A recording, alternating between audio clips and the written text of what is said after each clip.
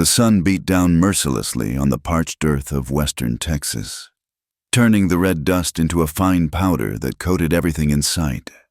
Jacob Harrington wiped the sweat from his brow with a threadbare sleeve, squinting at his dwindling herd of cattle, 20 head left from what had once been 60. The drought had taken its toll, just like everything else in his life. His weathered hands, calloused from years of rope burns and fence mending, trembled slightly as he counted the coins in his leather pouch. $14.37. Not enough to pay the bank, not enough for feed, barely enough for the supplies he desperately needed. At 32, Jacob looked closer to 50, with deep lines etched around his gray eyes and silver threading through his dark hair. The neighboring ranchers had stopped lending him money months ago. Harrington's finished, they'd whisper at the general store. Man can't even keep his cattle alive, let alone run a proper spread. Their words stung worse than the desert wind, but Jacob kept his head high, even as his boots wore thin and his stomach growled with hunger. It was this desperation that drove him to town that scorching August morning. He needed workers, someone, anyone who could help him salvage what remained of the Triple Creek Ranch before the bank came calling. The usual hiring spots yielded nothing. No man wanted to work for wages that might never come. That's when he heard the commotion near the courthouse steps. A crowd had gathered, mostly men in their Sunday clothes despite it being Thursday. Jacob pushed through, his curiosity piqued by the auctioneer's booming voice. Ladies and gentlemen, we have here a selection of unfortunate souls who found themselves on the wrong side of propriety and law. Indentured service, fair and legal, for those who need reliable help. Jacob's stomach turned. He'd heard of these auctions but never attended one. Women who'd run afoul of society's strict rules, some for theft, others for impropriety, many simply for refusing to conform, were bound into service to pay their debts or serve their sentences. The first few women were quickly claimed by well-dressed townsmen and their prim wives, destined for kitchens and laundries in respectable homes. Then she appeared. Her name was Eliza Caldwell, though Jacob wouldn't learn that until later. She stood on the platform like a wild mustang backed into a corner, her auburn hair tangled and falling loose from what had once been a proper bun. Her green eyes blazed with defiance, scanning the crowd with a mixture of contempt and challenge. Her dress, once blue, was now faded and torn at the hem, and her hands were bound in front of her, though she held them high rather than letting them hang in shame. "This one here," the auctioneer announced with obvious reluctance. "Miss Caldwell, 24 years of age, strong constitution, capable of hard work, but I must warn you, good folks, she comes with a reputation. 3 previous contracts terminated for difficulties." A ripple of whispers swept through the crowd. "That's the one who bit the Carlson boy when he got too familiar," someone muttered. "Heard she set fire to her last employer's barn," added another.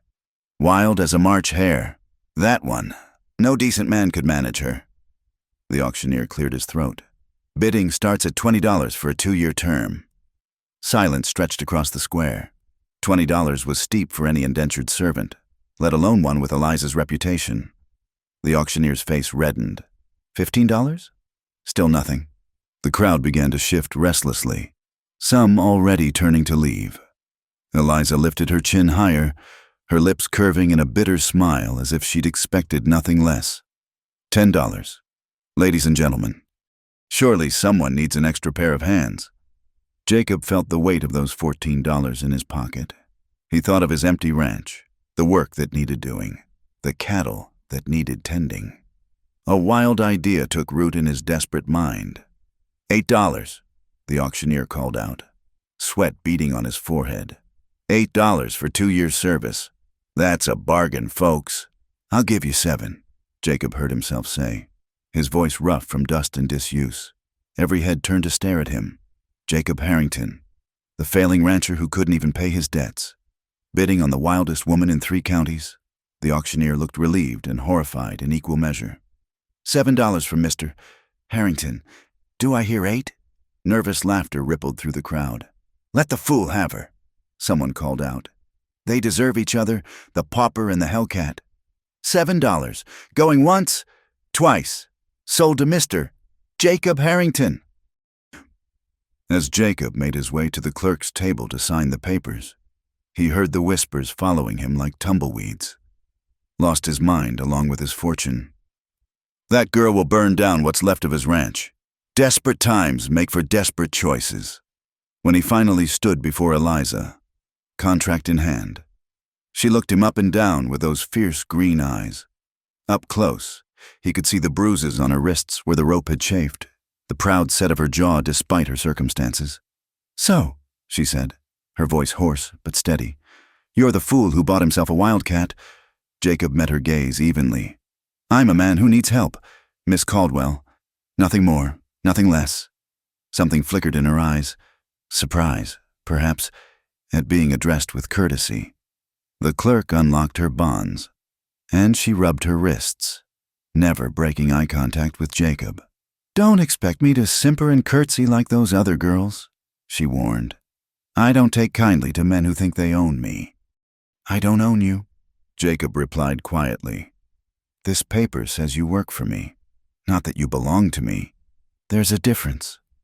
She studied him for a long moment, taking in his patched clothes, his gaunt frame, the quiet dignity he maintained despite his obvious poverty. "We'll see about that. Mr. Harrington." As they walked toward his wagon, a rickety thing that had seen better days, the townspeople parted before them like they were lepers. Mrs. Henderson pulled her skirts aside as they passed, and Tom Bradley spat tobacco juice at their feet. Harrington's finally lost what little sense God gave him, Bradley announced to anyone who'd listen. "Bringing that she-devil to work his land, mark my words, she'll have him dead or ruined within the month." Eliza's hands clenched into fists at her sides, but she kept walking. Jacob noticed and felt an unexpected kinship with this woman who held her head high despite the scorn. He knew what it was like to be the subject of whispers and judgment. At the wagon, he offered her his hand to help her up. She ignored it, hiking up her skirts and climbing aboard herself. But when she settled onto the hard wooden bench, he caught the slight wince she tried to hide. How long had she been in that jail cell? How long since she'd had a decent meal? "It's 40 miles to the ranch," he said, clicking his tongue at the old mare. "There's water in the canteen and some hardtack if you're hungry." She glanced at him sideways, suspicion clear in her expression. "What's your game, Harrington? Why would a man who can barely afford $7 waste it on me?" He considered his answer as they rolled out of town, leaving the whispers and stares behind. "Because sometimes, Miss Caldwell, desperate people recognize something in each other, and because I'd rather have one person who'll work alongside me than 10 who'd work beneath me." She fell silent at that, wrapping her arms around herself despite the heat. As the town faded into the distance and the vast, unforgiving landscape of the Texas plains stretched before them, Jacob allowed himself a moment of grim hope. He'd either made the smartest decision of his life or signed his own doom. Time would tell which. The sun climbed higher, and the dust rose in clouds behind their wagon wheels. Somewhere in the distance, a hawk cried out, circling on the thermals above the barren land, and 2 outcasts headed toward an uncertain future, bound together by necessity and a piece of paper that said she was his to command, though something told Jacob that Eliza Caldwell had never belonged to anyone but herself, and never would. The journey stretched endlessly beneath the burning sun, 40 miles of rutted trail through scrub brush and rocky outcroppings. Jacob kept his eyes on the horizon, occasionally glancing at the woman beside him. Eliza hadn't spoken since they'd left town, her jaw set tight as she gripped the wagon's edge with white knuckles. "You planning to ask questions the whole way?" she finally snapped when she caught him looking. "Haven't asked any yet," Jacob replied mildly, guiding the mare around a particularly deep rut. "Your eyes are doing plenty of asking." She shifted on the hard bench, her bound wrists still bearing red marks despite being freed. "Want to know what terrible crimes earned me that auction block? Figure that's your business to tell or keep." This seemed to surprise her. She studied him sideways, taking in his weathered profile. What kind of man buys a woman without caring why she's for sale? The kind who needs help surviving winter. He pointed to the canteen. You should drink. Heat like this will kill you faster than any scandal. She grabbed the canteen and drank deeply, water running down her chin. When she lowered it, she asked, Winter, it's August. Winter comes fast out here, and when it does, it takes everything that ain't prepared. His voice carried the weight of experience. Lost half my herd last February. The other half's dying now from drought. So you bought yourself a ranch hand? Could have hired a man for less trouble. No man would work for what I can pay, which is nothing till the cattle sell. If they sell. Eliza laughed, a harsh sound like wind through dead leaves. So I'm working for free? You're an even bigger fool than they said. You'll get room and board, share of profits if there are any. Contract says I gotta provide for you proper. He paused. And you'll get something else most folks won't give you, a chance to prove them wrong about what you are. The wagon hit a rock, jolting them both. Eliza grabbed his arm instinctively, then jerked away as if burned. Don't pretend you're doing me favors. Harrington, you need cheap labor, and I was the cheapest thing at market. They rode in silence for another hour, the landscape growing more desolate with each mile. Finally, Eliza spoke again. You haven't asked what you bought yourself. Whether I can cook, clean, sew. Whether I know anything about cattle. Can you? No, barely. And no. She lifted her chin defiantly. So what use am I to you? Jacob considered this. Can you work hard? Yes. Can you learn? A pause. Yes. Can you shoot? This time she smiled, fierce and genuine. Better than most men. Then you'll do. As the sun began its descent, they crested a hill and Jacob pulled the reins. Below them sprawled the Triple Creek Ranch, or what remained of it. The main house leaned slightly eastward, its wood-weathered gray. The barn door hung crooked on its hinges. Fences lay broken in several places, and the few cattle visible looked skeletal against the brown grass. Home sweet home, Jacob said without inflection. Eliza took in the desolation with narrowed eyes. This is what you're trying to save? Looks like it's already dead. Maybe, but I ain't ready to bury it yet. They descended the hill as shadows lengthened across the valley. As they approached the house, a figure emerged from behind the barn. Will Morrison from the neighboring ranch, his horse loaded with gear. Jacob, Will nodded. Then his eyes widened, seeing Eliza. This her? The wild one from town? This is Miss Caldwell. She'll be working here now. Will's expression grew troubled. Jacob, I came to return the tools I borrowed, but are you sure about this? Folks are already talking. Tom Bradley's telling everyone you've lost your mind, bringing her here. Let them talk. But she, Will glanced at Eliza nervously. They say she's got the devil in her. Set fires, attacked men who... That's enough. Will. Jacob's voice carried quiet authority. I thank you for returning the tools. You'd best be getting home before dark. Will shook his head but dismounted to unload the tools. As he worked, he kept shooting wary glances at Eliza, who stared back with amused contempt. Your wife know you're out here gossiping like an old woman? She asked sweetly. Will's face reddened. He finished quickly and mounted his horse. I'll be praying for you. Jacob, you're gonna need it. He spurred his horse and rode off without another word. Making friends already, Jacob observed dryly. I have a talent for it. Eliza climbed down from the wagon without assistance. So where do I sleep? The barn with the other livestock. House has 2 rooms. You'll take the bedroom. I'll bed down in the main room. She froze. I'm not sharing your bed, contract or no contract. I'll fight you tooth and nail if... The bedroom has a door that locks from the inside. Jacob interrupted. You'll sleep there alone. I keep my bedroll by the stove. Again, that flicker of surprise in her eyes. She covered it quickly with suspicion. Why? Because I bought your labor, not your person, like I said before. He began unhitching the mare. There's a creek out back for washing. Outhouse behind the barn. Kitchen such as it is. Haven't had time for much cooking lately.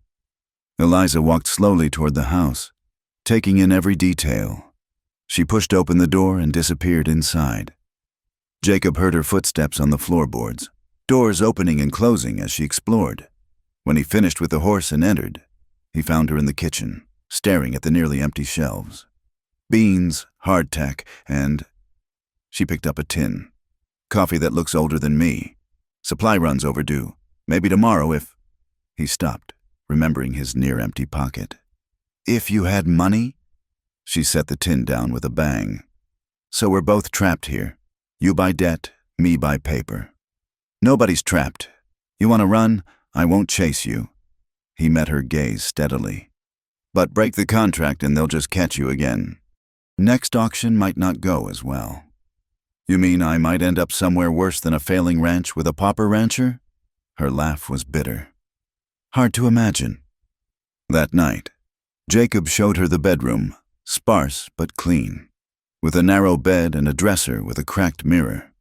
True to his word, the door had a sturdy lock. She tested it twice while he watched from the doorway. I'll start teaching you about the cattle come morning, he said. Work starts at dawn. I'm not afraid of work. I know. That's why I bid on you. She turned to face him fully. That's really it? No other reason? Most men who buy women at those auctions have expectations. Most men have more than $7 in a failing ranch. All I expect is help keeping this place alive till spring. Whatever you were before, whatever you've done, that's between you and your conscience.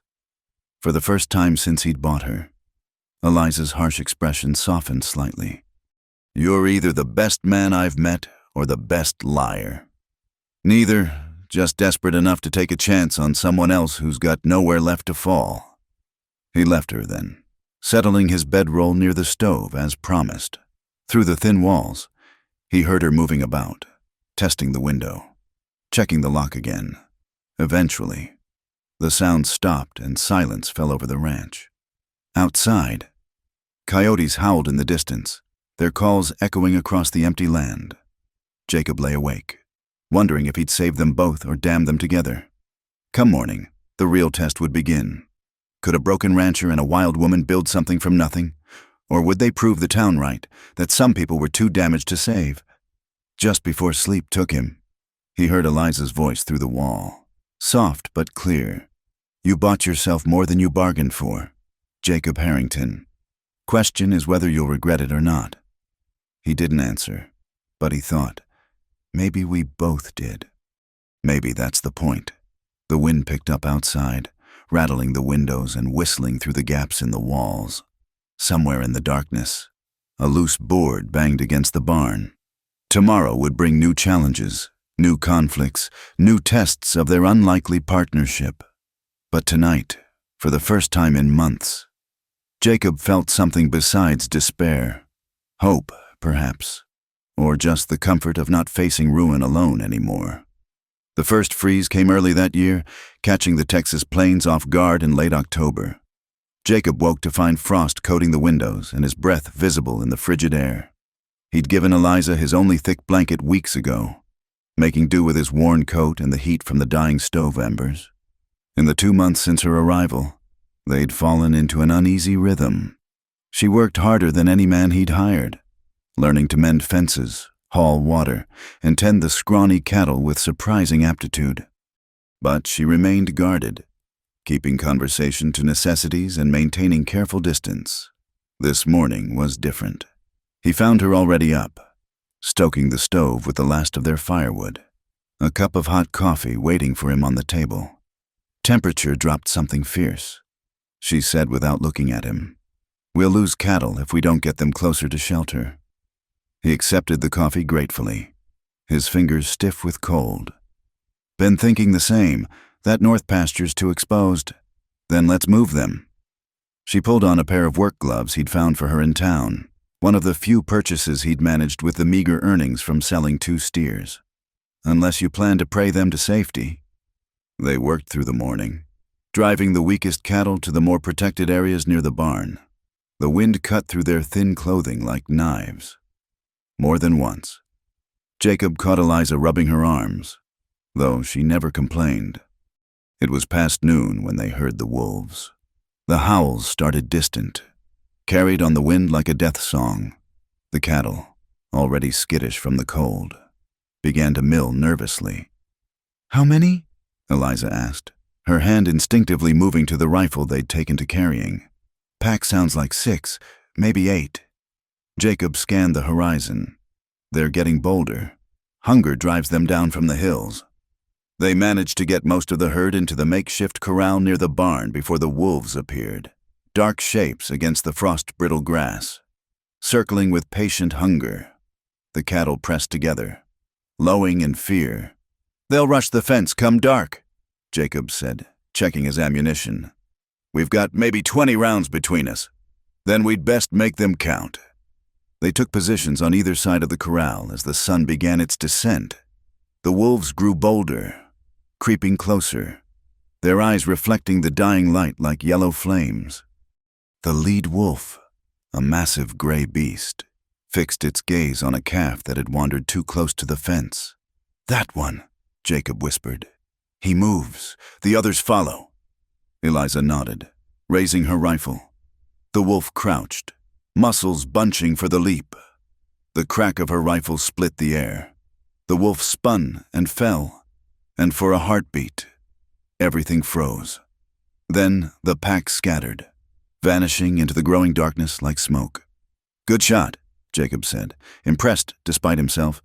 "My father taught me before he died. Only useful thing he ever gave me." She lowered the rifle, something unreadable in her expression. "They'll be back." She was right. The wolves returned twice more that night, testing their resolve.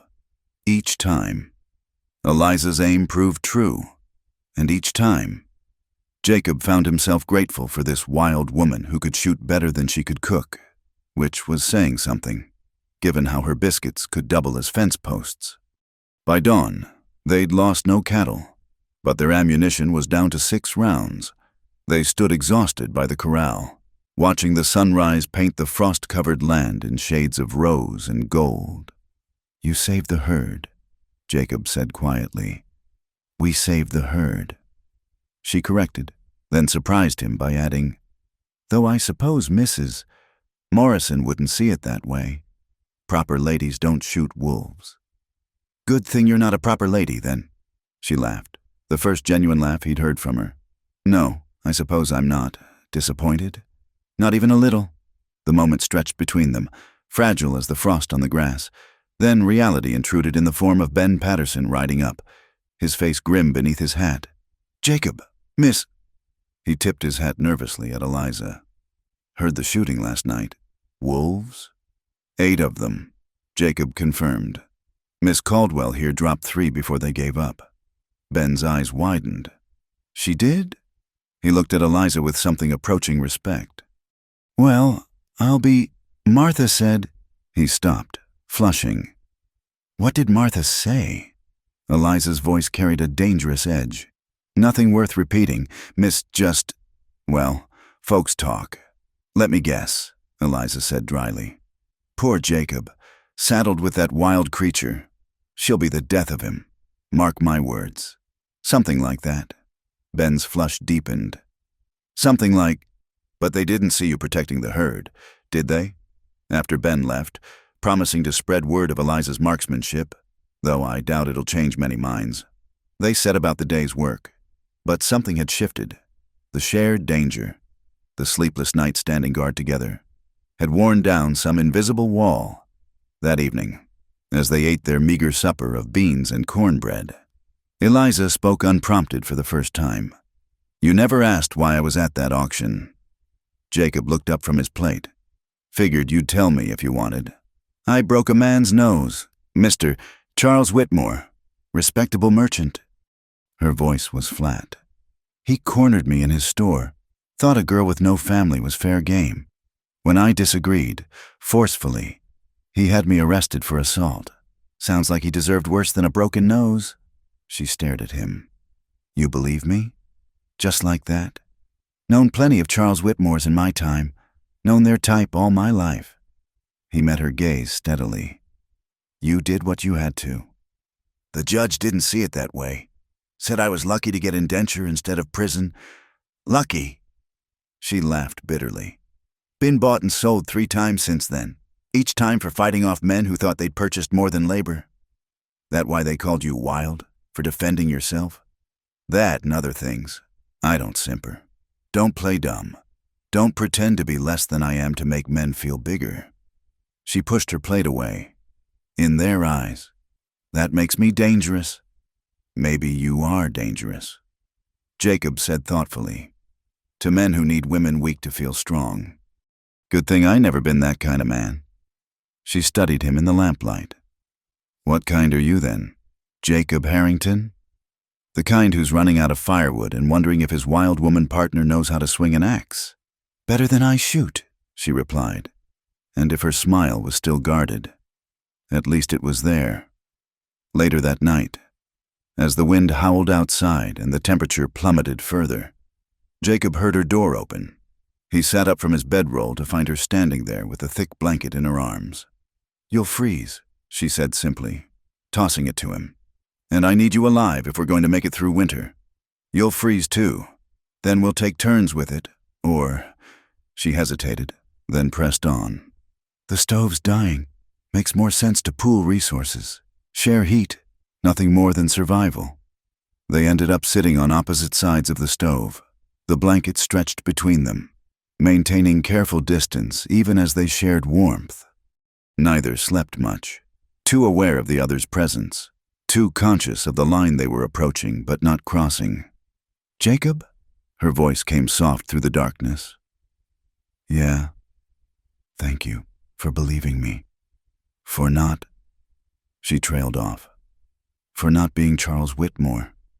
For being Jacob Harrington. In the morning, they'd face the dwindling food supplies, the growing cold, the judgment of neighbors who still whispered behind their hands. But for now, in the small circle of warmth they'd created, 2 outcasts had found something neither expected. Not love, not yet, but understanding. And in the harsh landscape of the Texas frontier, understanding was sometimes worth more than gold. The blizzard struck without warning on the 3rd night of December. Jacob woke to howling wind and the house shuddering under nature's assault. Snow drove sideways past the windows, already piling high against the walls. He struggled to his feet, his joints stiff from cold, and found the stove nearly dead. Eliza! He pounded on her door. We need to get the cattle into the barn. She emerged fully dressed, having felt the storm's approach.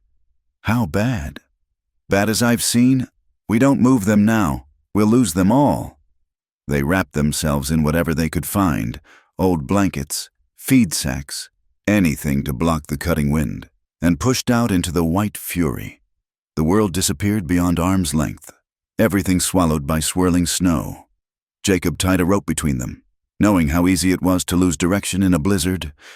The cattle huddled against the corral fence, already covered in ice, working by feel more than sight. They drove the animals toward the barn, fighting for every step. Eliza's smaller frame struggled against the wind, and more than once, Jacob pulled her back to her feet. Leave them, she shouted over the storm. It's too dangerous. Can't. He pushed another cow forward. They're all we have. It took 2 hours to get 20 head into the barn. 6 were already down, freezing where they fell. Jacob's hands were numb, his face raw from ice crystals. Beside him, Eliza moved like a ghost, covered in white, still fighting. The barn door finally closed behind them, and they collapsed against it, breathing hard. In the relative quiet, they could hear the cattle's labored breathing, the creak of timber under snow weight. Your face, Eliza said, reaching out with shaking fingers to touch his cheek. It's burning cold. Yours too. He caught her hand, felt how cold it was even through both their gloves. We need to get back, get warm.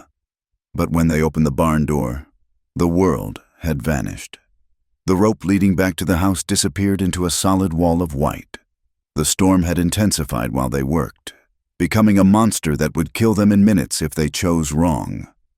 We can't make it, Eliza said, stating simple fact. Not in this. Jacob knew she was right. He'd seen men found frozen 10 feet from shelter, lost in the white. The hayloft. It'll be warmer up there. They climbed the ladder with numb hands, finding the space above packed with what little hay he'd managed to cut before the drought killed the grass. It offered some insulation from the cold, though their breath still clouded the air. "Here," Jacob pulled off his outer coat. "Put this on. You'll freeze." But her protests were weak, her body shaking violently. "We both will if we don't share heat." The words came out matter of fact, but they both understood the implication. It's survival, nothing more. They made a nest in the hay, piling it high around them. Slowly, awkwardly. They came together, back to back at first, sharing the coats and blankets between them. The cold was a living thing, trying to steal their breath, their life. "Closer," Eliza said through chattering teeth. "This isn't working." She was right. Pride and propriety meant nothing against death.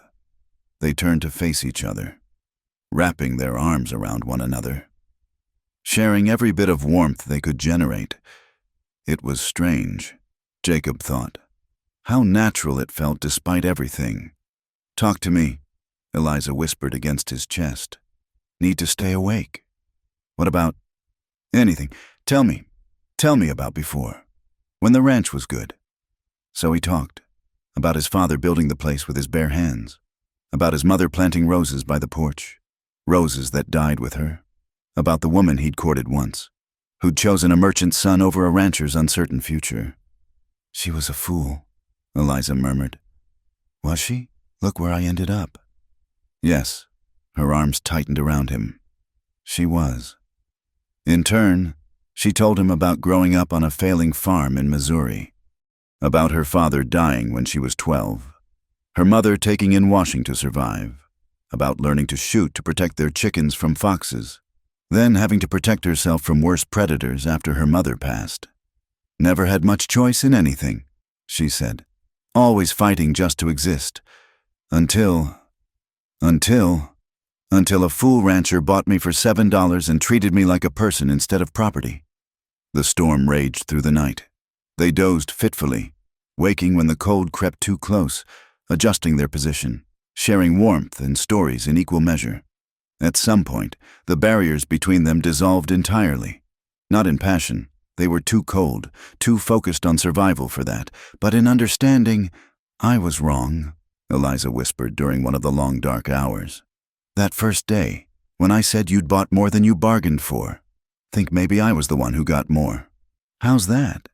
"Found something I didn't think existed anymore. A decent man. I'm not—" She pressed cold fingers to his lips. "Don't argue with a woman who's keeping you alive. Jacob Harrington." Dawn came pale and weak, but the wind had died. They extracted themselves from their nest, stiff and awkward, not quite meeting each other's eyes. The intimacy of survival in darkness felt different in daylight. The journey back to the house revealed a world transformed. Snowdrifts reached the roof in places. The chicken coop had collapsed, but the house stood, and inside, they worked together to revive the stove, to warm water, to return feeling to frozen extremities. "We need to check the cattle," Jacob said once they could feel their fingers again. They lost 4 head despite their efforts, but 16 survived. As they stood in the barn looking at the living remnants of his herd, Eliza slipped her hand into his. "We did it," she said simply. "We did." That night, as they prepared their meager supper, the barriers that had returned with daylight began to fall again.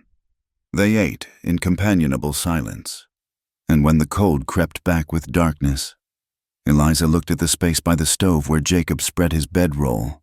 "Seems foolish," she said quietly, "to freeze apart when we could be warm together."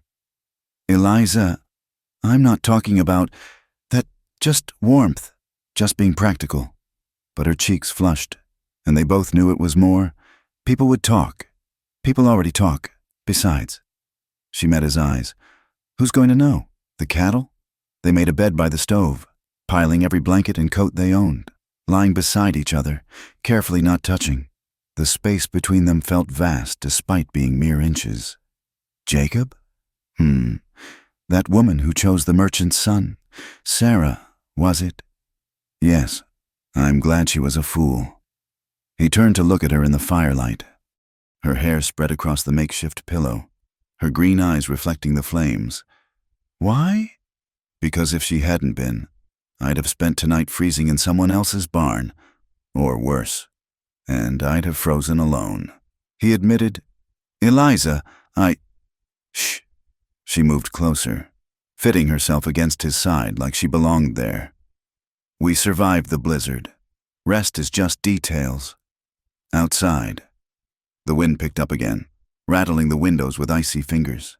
But inside, wrapped in shared warmth and growing understanding, two people who'd been labeled failures by society discovered that together, they might just be enough.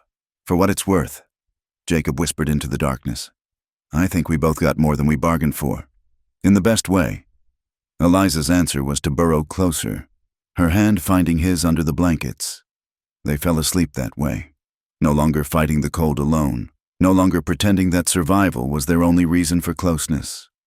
The contract that bound them might have been signed in desperation, but what grew between them that night was chosen freely, forged in ice and storm and the simple human need to not face the darkness alone. The trouble started on a cold February morning when Samuel Garrett rode up to the ranch with two other men. Jacob recognized the type immediately. Hired muscle flanking a man who believed money gave him rights to anything he wanted. Harrington. Garrett dismounted, his expensive boots shining despite the mud. Come to discuss your situation. Jacob set down the fence post he'd been sharpening. Nothing to discuss. Payment's not due till spring. About that. Garrett smiled, the expression never reaching his eyes. See, I've bought your note from the bank. You owe me now, not them. The words hit like a physical blow. Jacob knew what this meant. Garrett had been eyeing the Triple Creek's water rights for years. The creek that gave the ranch its name was one of the few reliable water sources in the county. Bank can't sell without notifying me first. Can and did. You were. Garrett glanced toward the house where Eliza had appeared in the doorway. Distracted, speaking of which. His gaze lingered on her. Heard you bought yourself some company, the wild one from the August auction. My business arrangements ain't your concern. Everything about this ranch is my concern now. Garrett stepped closer. Including her. Tell me, Harrington, she worth losing your land over? Eliza walked forward, rifle casual in her hands. Mr. Garrett, still trying to buy what isn't for sale. Miss Caldwell, he tipped his hat mockingly. Looking well for a woman living in squalor, though I could offer better arrangements. Like you offered the widow Jensen before her farm mysteriously burned. The temperature seemed to drop 10 degrees. Garrett's men shifted uneasily, hands moving toward their guns. Careful, woman. Wild or not, accusations like that can be dangerous. So can trespassing, Jacob interjected, moving to stand beside Eliza. You've said your piece. Time to go. Garrett's smile widened. 2 weeks, Harrington. Full payment or I take the ranch. Though I might be persuaded to extend terms if Miss Caldwell wants to discuss alternative arrangements. The suggestion hung in the air like a poisonous cloud. Eliza's knuckles whitened on the rifle stock, but her voice remained steady. I'd rather bed down with the rattlesnakes. Your choice, for now. Garrett mounted his horse. 2 weeks, then we'll see how proud you both are. After they left, Jacob slumped against the fence. I should have seen this coming. How much? $300. Might as well be $3,000. Eliza was quiet for a moment. The cattle? 16 head won't fetch half that, even if we could get them to market. He laughed bitterly. Garrett played this perfect, waited till we were desperate, then swooped in like a vulture. That evening, word spread fast. Tom Bradley made sure of it, riding from ranch to ranch with the news. Garrett's finally got Harrington cornered, taking bets on whether he'll run or fight. Course, with that wild woman there, might be she'll burn the whole place down rather than let Garrett have it. Martha Morrison, despite her husband Will's protests. took particular pleasure in spreading her own version. Living in sin all winter, and now look what's come of it. That's what happens when a man lets a woman like that lead him astray. Mark my words. She'll abandon him the moment things get difficult. But Martha was wrong. That night, as they sat by the stove planning futile strategies, Eliza surprised Jacob with her intensity. "We're not giving up," she declared. "Not to him, not to anyone. Eliza, be realistic. We can't fight money we don't have. Then we find another way." She paced the small room. "There's that horse, the stallion from the Baxter place. The one no one can ride. Black Thunder." Jacob frowned. "What about him?" "Baxter's offered $50 to anyone who can break him. I've seen his hands try. They're too heavy-handed, too proud. But I've gentled wild things before. That horse nearly killed Jim Santos. And $50 isn't $300. It's a start. And Santos was trying to break the horse. I'm talking about understanding him." She knelt beside Jacob's chair. "Trust me, I know what it's like to be labeled too wild to tame." Despite his doubts, Jacob found himself at the Baxter Ranch the next morning. Watching Eliza approach the legendary stallion, Black Thunder stood in the reinforced corral, magnificent and murderous, his coat gleaming like oil in the sunrise. The ranch hands gathered to watch, money already changing hands on how long she'd last. 5 minutes before she's over the fence, one laughed. 3 before he tramples her, another added. But Eliza didn't approach like the others had. She sat on the fence, simply watching. When the stallion charged, she didn't flinch, didn't move. After an hour, she climbed down and stood in the center of the corral, still as stone. "She's lost her mind," someone whispered. The dance went on for hours. Approach and retreat, advance and withdrawal. Eliza moved like water, never threatening, never demanding. When the stallion finally allowed her to touch his neck, the watching crowd fell silent. By the 3rd day, she was riding him. Not broken, not defeated, partnered. Old Mr. Baxter himself came out to watch, his weathered face unreadable. When Eliza dismounted, he handed her not $50 but $100. "That's twice what you offered," she said, surprised. "Worth twice the show. Besides," he glanced at the stunned ranch hands, "you just cost me 5 times that in lost bets. That horse was my excuse to fleece these boys regular." The ride back to Triple Creek was subdued. $100 was more than they'd hoped, but still far from enough. "It's a good start," Eliza insisted, but even she sounded uncertain. News of her feat spread quickly, adding to her legend. "Rides like she was born to it," men admitted grudgingly, "even if she is too wild for proper society." But admiration didn't pay debts. As the days ticked by, they sold everything they could spare: tools, Jacob's father's watch, even Eliza's mother's ring she'd hidden in her shoe. "You shouldn't have to sell that," Jacob protested when she added it to their small pile of valuables. "It's just metal and stone. This," she gestured to the ranch, "to him. This is real." A week before the deadline, they had $220. So close, yet impossibly far. That's when Samuel Garrett returned, this time alone. "Reconsidered my offer?" he asked Eliza directly, ignoring Jacob entirely. "One night, that's all. I'll forgive the entire debt." The silence stretched taut as a bowstring. Jacob stepped forward, fists clenched, but Eliza caught his arm. "One night," she repeated, her voice dangerously calm. "Tell me, Mr. Garrett, what makes you think you're worth a whole ranch?" His face flushed. "You're hardly in a position to be particular." "Actually, I am."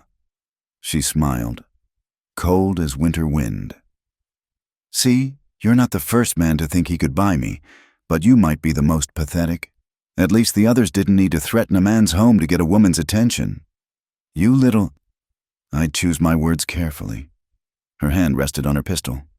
"Wild women are unpredictable when cornered." Garrett looked between them, calculation in his eyes.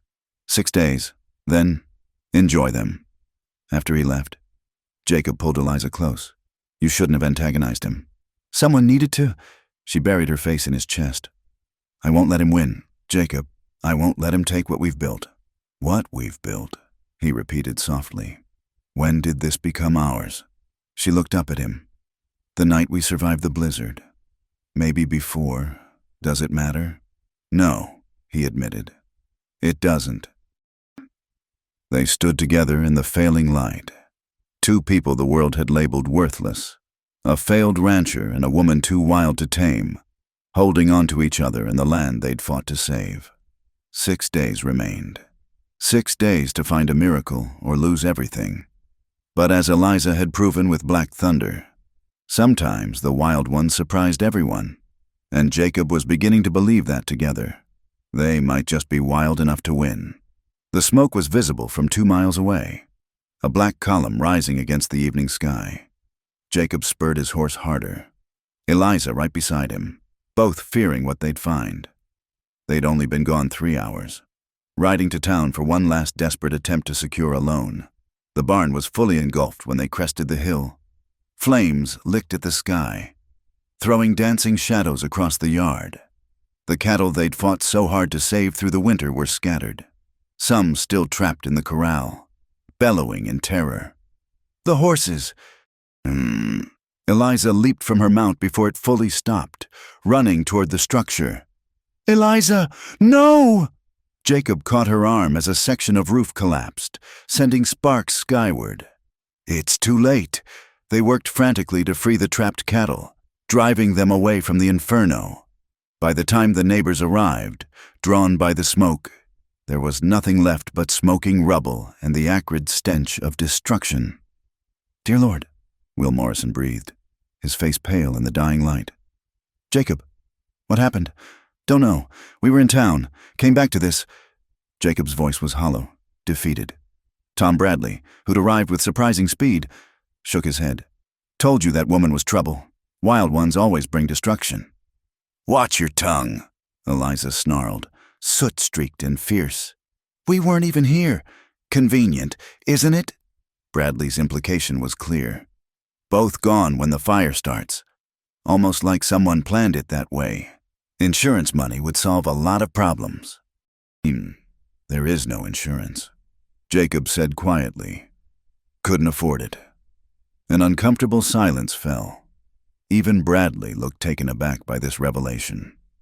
Sheriff Coleman arrived as the last flames died, a fair man despite the county's prejudices. He surveyed the scene with professional eyes. Any idea how it started? Could have been anything. Will offered. Old barn, dry wood, hay stored inside. Could have been. The sheriff agreed, but his gaze lingered on fresh wagon tracks leading away from the property. Jacob, you make any enemies lately? Besides half the county. Eliza's bitter laugh cut through the night. Take your pick. Coleman knelt by the tracks, studying them in the lantern light. These are fresh, made by a heavy wagon. Shod horses. Expensive shoes by the look of them. Everyone knew who in the county could afford such things, but no one spoke the name aloud. That night, Jacob sat in the ashes of his father's legacy, shoulders bowed with despair. Everything, the hay for the remaining cattle, the tools, the stored grain, gone. Even with the money they'd scraped together, they had nothing left to rebuild with. We're finished, he said, voice breaking. Garrett wins. Eliza knelt beside him, her own eyes red from smoke and unshed tears. No, we're not done yet. Look around. He gestured at the devastation. What's left to fight for? This, she grabbed his face, forced him to meet her eyes. Us, the land, the cattle that survived. Your father didn't build this place just to let some snake like Garrett slither in and take it. My father had a barn, had equipment, had nothing but raw land and determination when he started. She pulled him against her, fierce and protective. We've got more than that. We've got each other. The next morning brought unexpected visitors. John Baxter arrived with his sons and a wagon loaded with lumber. Heard you had some trouble, the old rancher said gruffly. Figured you might need this. I can't pay, Jacob started. Didn't ask you to. That woman of yours saved me a fortune in lost bets when she rode Black Thunder. Consider us even. Throughout the day, Others came. The Hendersons brought tools. The Santos family arrived with food and willing hands. Even Martha Morrison, shamed by her husband's insistence, appeared with a basket of preserves and an awkward apology. "Seems I might have misjudged," she admitted, watching Eliza work alongside the men, hauling lumber and swinging a hammer with practiced ease. Any woman who stays to rebuild after this, well, maybe she's not what I thought. But time was their enemy. 3 days remained until Garrett's deadline. And while the framework of a new barn rose from the ashes, it couldn't replace what they'd lost. That evening, Sheriff Coleman returned with troubling news. Found matching wagon tracks at the old Carson place. Burned 6 months ago, just before Carson sold to Garrett for pennies on the dollar. "You're saying," Jacob began. "I'm saying patterns are interesting things." Coleman chose his words carefully. "Can't prove anything, but a smart man might wonder why fires follow Garrett's business interests." "Doesn't help us now," Eliza said bitterly. "No," Coleman agreed. "But I'll be watching. Whatever happens next, I'll be watching close." On the final night before the deadline, Jacob couldn't sleep. He found Eliza sitting on the porch, staring at the stars. "I failed you," he said, sitting beside her. "How do you figure? Brought you here to help save this place. Instead, you're going to watch me lose it." She was quiet for a long moment. "You know what I was before you bought me? I mean, really? A survivor. A ghost," she corrected. "Moving from place to place. Never belonging, never mattering to anyone. Then you paid $7 and gave me something I'd never had. A home. A purpose. Someone who saw me as more than just a wild thing to be broken or used. Eliza, I love you. Jacob Harrington." The words came simple and direct, like everything about her. "Not because you're successful or strong or any of those things. Because you're decent. Because you're worth fighting for." He pulled her close, breathing in the scent of smoke and sawdust and something uniquely her. "I love you too. God help me. I've loved you since you stood on that auction block and refused to bow your head. Then we're not beaten. Not yet." She stood, pulling him up with her. "Garrett wants the ranch, but more than that, he wants to break us, to prove that people like us don't deserve to rise above our stations. Well, I've got news for him. Wild things don't break easy." The next morning, Garrett arrived with the sheriff and a notary, clearly expecting surrender. His satisfaction dimmed when he saw the crowd gathered, all the neighbors who'd helped rebuild, standing witness. "Time's up. Harrington, you got my money?" Jacob stood tall, Eliza beside him. $270. It's all we have. Not enough." Garrett's smile was predatory. "Sheriff, I want them off my land by sunset." "Actually," a new voice interrupted, "that won't be necessary." Everyone turned as Judge Thornton approached, accompanied by a woman in traveling clothes. She was young, pretty in a delicate way, with frightened eyes. "Judge," Coleman looked puzzled. "What brings you out here?" "Justice, hopefully." Thornton's expression was grim. "This is Miss Lucy Palmer. She has something to say about Mr. Garrett's business practices." The woman stepped forward, trembling but determined. He burned my father's farm in Oklahoma, made it look like an accident, then offered to buy the land cheap. When I refused to be grateful in the way he wanted, he had me arrested on false charges." "Lying whore," Garrett snarled. "You can't prove—" "Actually, she can." The judge produced a ledger. "Found this in your office. Garrett, very detailed records of your acquisitions, including notes about the unfortunate fires that preceded them." The crowd stirred, anger rippling through the gathered ranchers. How many mysterious fires had the county seen?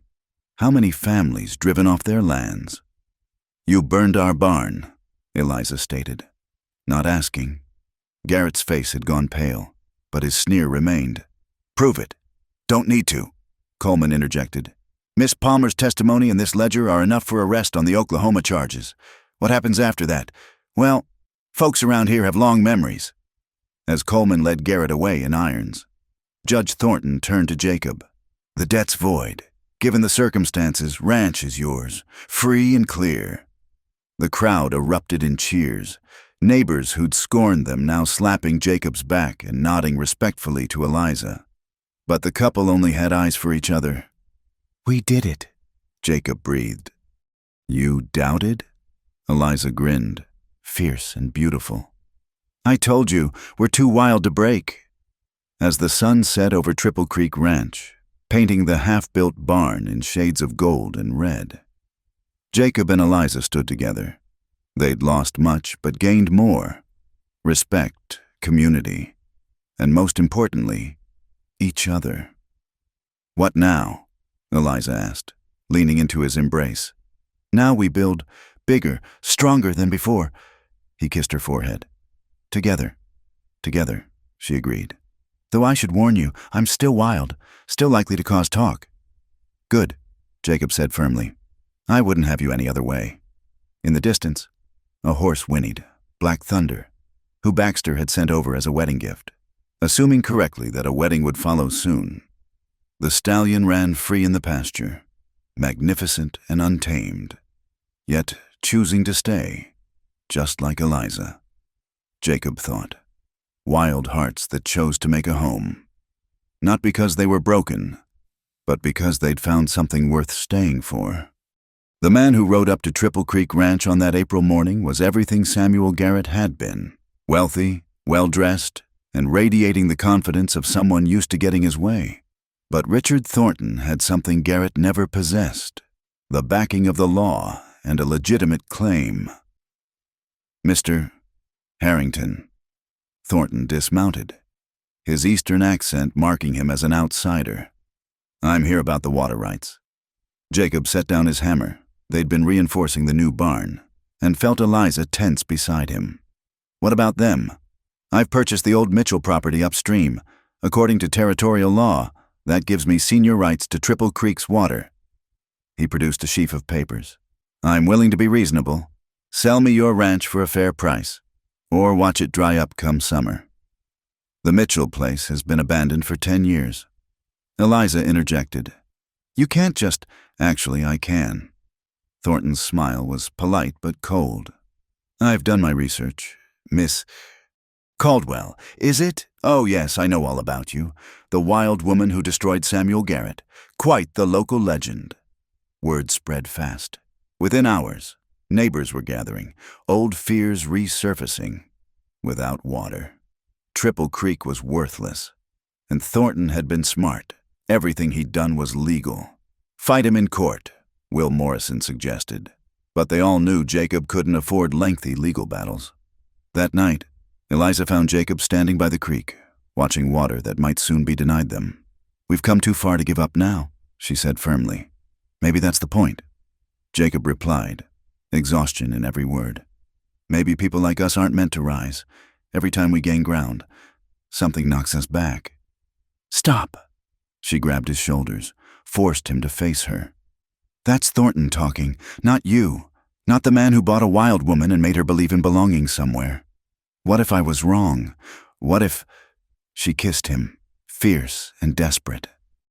"Then we'll be wrong together. But I don't believe that. You know why? Because we've got something men like Thornton will never have. We've got nothing left to lose and everything to fight for." The next morning brought unexpected allies. Sheriff Coleman arrived with Judge Thompson and a surveyor named Barnes. "Been doing some digging," Coleman announced. "Interesting thing about the Mitchell property. It was never properly transferred after old Mitchell died. His son sold it, but he wasn't the legal heir. Mitchell's daughter was." "So?" Thornton had arrived for the meeting, looking irritated. "So," Judge Thompson continued, "Miss Sarah Mitchell, now Sarah Hancock, never signed away her rights. Without her signature, the sale is invalid." Thornton's face reddened. "A technicality. I'll simply purchase her consent. Good luck with that." Coleman smiled. "She married a missionary. They're somewhere in Alaska. Been gone 3 years." But Thornton wasn't finished. Over the following days, he tried new tactics. He hired men to dam the creek upstream, claiming he was making improvements to his property. When Jacob and Eliza rode out to investigate, they found armed guards. Private property, one sneered. Move along. That's our water you're stealing, Eliza stated, hand on her rifle. Prove it. The situation escalated when their cattle began showing signs of thirst. The spring rains had been sparse, and without full access to the creek, the pastures were drying up. Then came the night riders. Eliza woke to the sound of horses, grabbed her rifle, and met Jacob at the window. 6 men, faces covered, were cutting their fence lines and scattering the cattle. Stay here, Jacob commanded, reaching for his gun. Like hell. They burst from the house together, firing warning shots. The riders wheeled their horses, returning fire. In the darkness and confusion, it was impossible to identify anyone. But one horse, a distinctive Palomino, looked familiar. That's Thornton's horse, Eliza shouted over the gunfire. A bullet splintered the door frame inches from her head. Jacob pulled her down as more shots peppered the house. By the time Sheriff Coleman arrived, alerted by the gunfire, the riders were gone. Can't arrest a man for owning a Palomino, Coleman said apologetically as he surveyed the damage. Need more than that. But Eliza had an idea. Those fancy eastern horses of his, bet they're not used to cactus country. Check their hooves come morning. Sure enough, Coleman found cactus spines in the hooves of 3 horses in Thornton's stable, including the Palomino. It wasn't conclusive proof, but it was enough to make Thornton cautious. The conflict reached its peak during the spring gathering. Ranchers from across the county brought their cattle to brand new calves and separate herds. It was also where disputes were traditionally settled, sometimes with words, sometimes with fists, occasionally with guns. Thornton appeared with a crew of hired guns, clearly expecting trouble. He found it in the form of Eliza. I challenge you, she announced loudly enough for everyone to hear. Single combat, winner takes all, you win. We leave Triple Creek, I win, you abandon your claim to the water rights. The crowd went silent. Thornton laughed. You expect me to fight a woman? Scared? Eliza smiled dangerously. The big Eastern gentleman afraid of one wild female? Choose your champion then. Thornton sneered.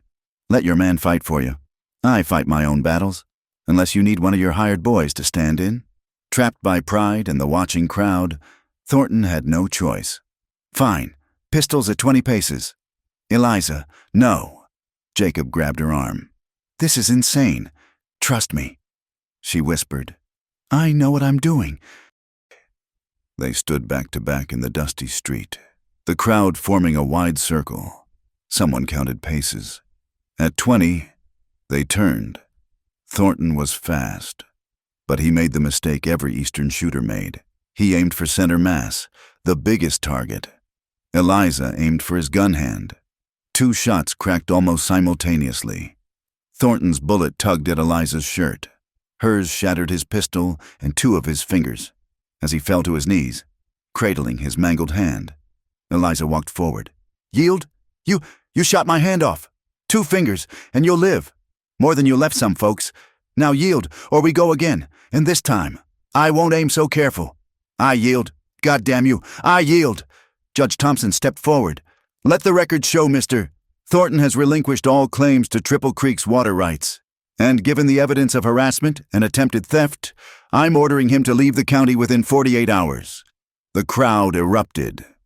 Men who'd once whispered about the wild woman now cheered her name. Even Martha Morrison was heard to say, maybe that's exactly the kind of woman this country needs.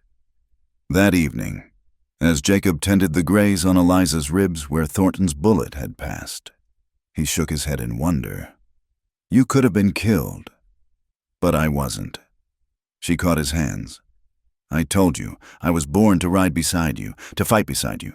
That's not just pretty words. Jacob. I know. God help me. I know.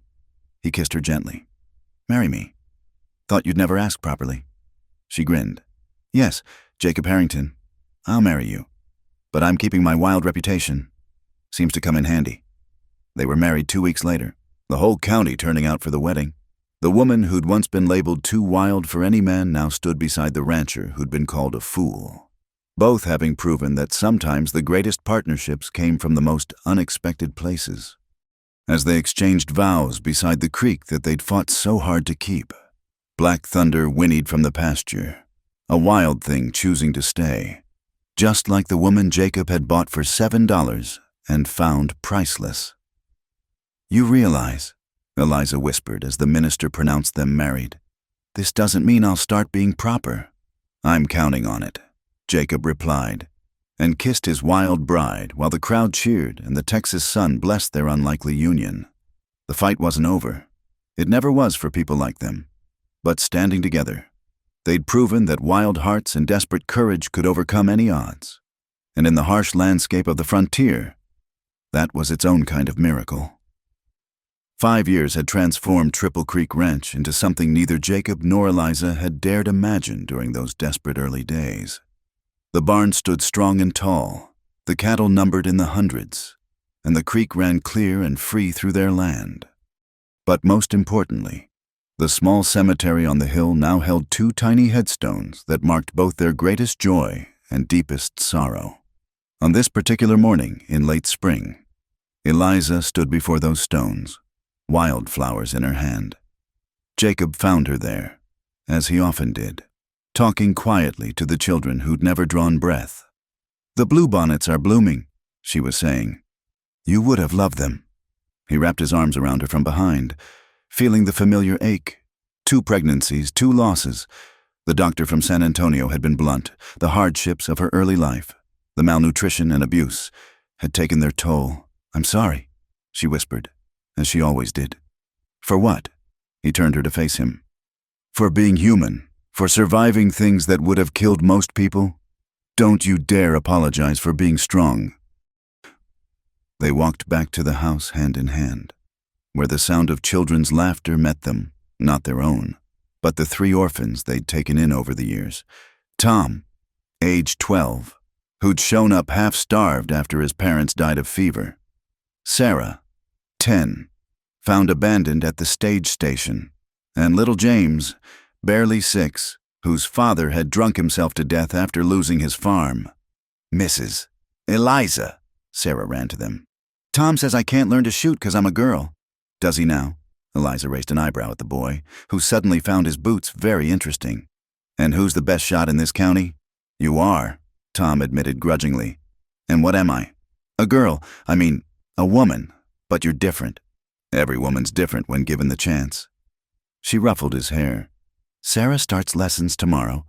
You can help teach her." As the children ran off, Jacob smiled. "Creating more wild women? The world needs them." She leaned against him. "Besides, someone needs to keep the next generation of foolish men in line." Their peaceful morning was interrupted by riders approaching. Sheriff Coleman, Judge Thompson, and surprisingly, Governor Roberts himself. "Jacob, Eliza." Coleman tipped his hat. "Sorry to intrude, but we've got a situation." "What kind of situation requires the governor?" Jacob asked, instantly wary. Roberts dismounted, his political smile not quite reaching his eyes. "The kind that needs people like you. May we talk inside?" Over coffee, the governor laid out his problem. "There's a group of investors from back east, powerful men with government connections. They're buying up land across Texas, forcing out small ranchers through legal tricks and, when that fails, violence. They call themselves the Territorial Development Company." "Let me guess," Eliza said dryly. "They develop territory by stealing it from folks who developed it first." "Precisely. They're moving this way. Already taken over 3 counties north of here." Roberts leaned forward. "I need people to stand against them, people who've proven they can't be bought or broken." "Why us?" Jacob asked. "Because," Judge Thompson answered, "everyone knows your story. The failing rancher and the wild woman who fought off Garrett and Thornton. You've become symbols. Symbols don't stop bullets," Eliza pointed out. "No, but they inspire others to stand and fight." Roberts met their eyes. "I'm not asking you to face them alone. I'm asking you to lead, to show other ranchers that resistance is possible." They discussed it late into the night after the officials left. The children were asleep. The house quiet, except for the ticking clock. "We've got something to lose now," Jacob said finally. The ranch, the children, which is exactly why we have to fight. Eliza stared into the fire. You think men like that will stop? They'll take everything, our land, our water, our future. And what happens to Tom, Sarah, and James then? The first confrontation came sooner than expected. A week later, 50 riders appeared on the horizon, led by a man who introduced himself as Mr. Cornelius Blackwood of the Territorial Development Company. Mr. and Mrs. Harrington, he said smoothly, not bothering to dismount. I'm here to make you a generous offer for your ranch. Not for sale, Jacob stated flatly. Everything's for sale at the right price. Shall we say $5,000? It was more than the ranch was worth, more than they'd see in a lifetime. Eliza stepped forward. Not for $50,000. This is our home. Blackwood's smile never wavered. I'd heard you were spirited Mrs. Harrington, the famous wild woman. How quaint. He leaned forward. Let me be clear. This offer stands for 1 week. After that, well, accidents happen on the frontier. Is that a threat? Jacob's hand moved to his gun. Merely an observation. Good day. As the riders left, young Tom emerged from the barn with a rifle. I was ready if you needed me.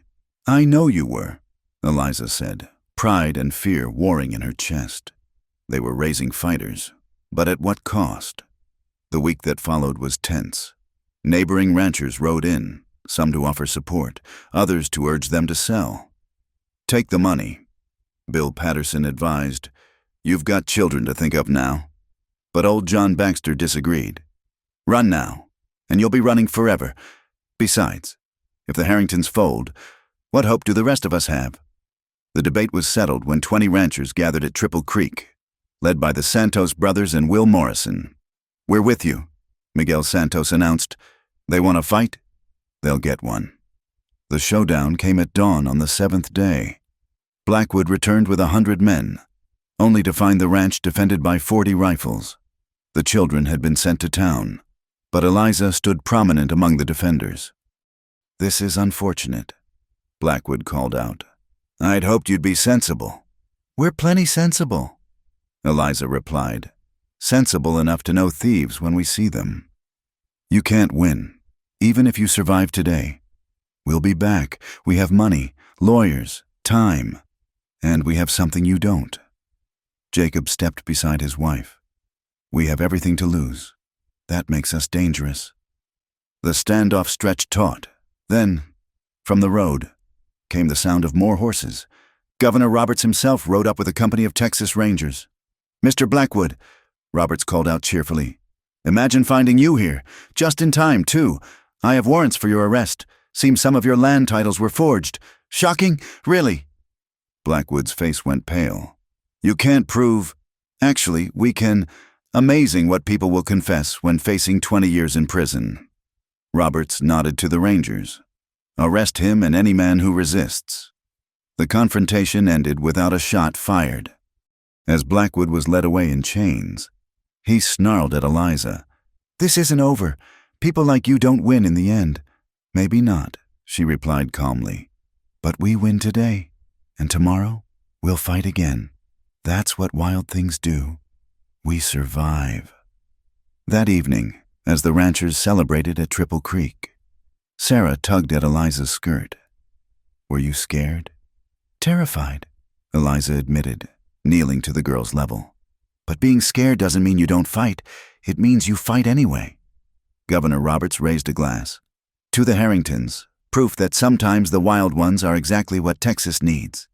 As the sun set over their land, fought for and held through drought, fire, and human greed, Jacob and Eliza stood together.